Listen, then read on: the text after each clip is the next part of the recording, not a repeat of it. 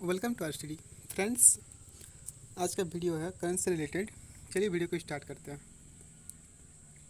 ये नेपाल और भारत का बॉर्डर इशूज़ है। आइए देखते हैं फ्रेंड्स ये क्यों चर्चा में है। नेपाल ने आधिकारिक रूप से नए राजनीतिक मानचित्र को मंजूरी दे दी है। नए मानचित्र में लिपुलेख, कालापानी,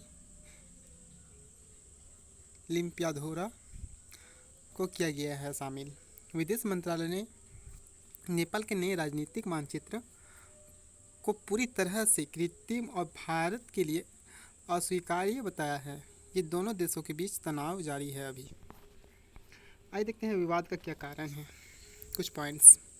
लिपुलेख दर्रा कालापानी के पास जो पश्चिम में स्थित भारत और नेपाल के बीच विवादित सीमा है क्षेत्र है। भारत और नेपाल दोनों ही देश कालापानी को अपने अपने देश का हिस्सा मानते हैं।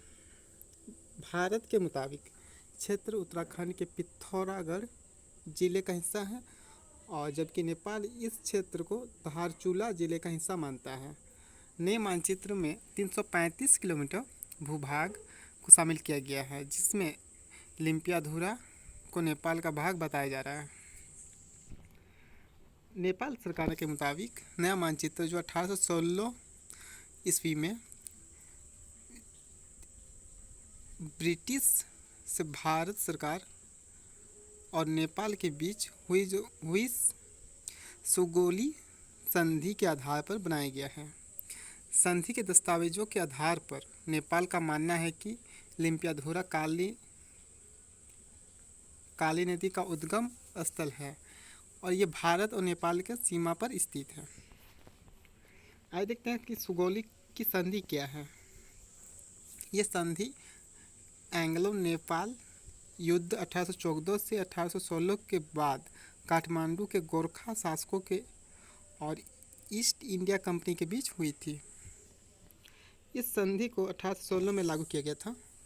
संधि के तहत पश्चिम में कुमाऊं गढ़वाल क्षेत्र में प्रतापपुर में सिक्किम भारत में शामिल हो गया था। इसके अनुच्छेद 5 के अनुसार काली नदी के पश्चिम क्षेत्र में नेपाल नरेश ने अपना अधिकार वापस ले लिया था, जहां से काली नदी का उद्गम होता है। संधि के अनुसार अंग्रेजी शासकों ने काली नदी के पूर्वी क्षेत्र को नेपाल का भूभाग के रूप में मान्यता दे दी थी। यह क्षेत्र भारत और नेपाल के बीच विवादित का कारण रहा है।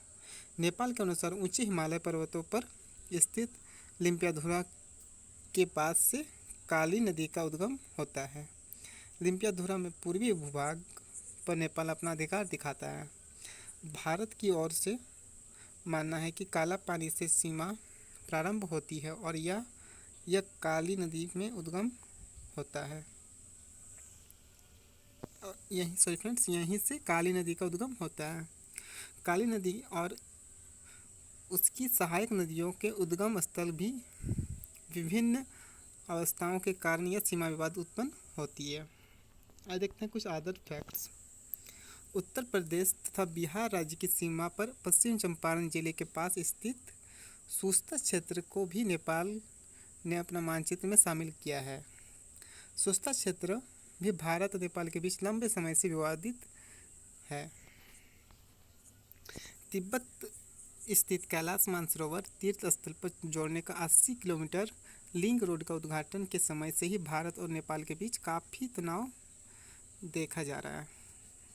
नवंबर 2019 भारत ने जम्मू और कश्मीर तथा लद्दाख को केंद्र शासित प्रदेश के रूप में दिखाने के लिए एक नया मानचित्र भी प्रकाशित किया था।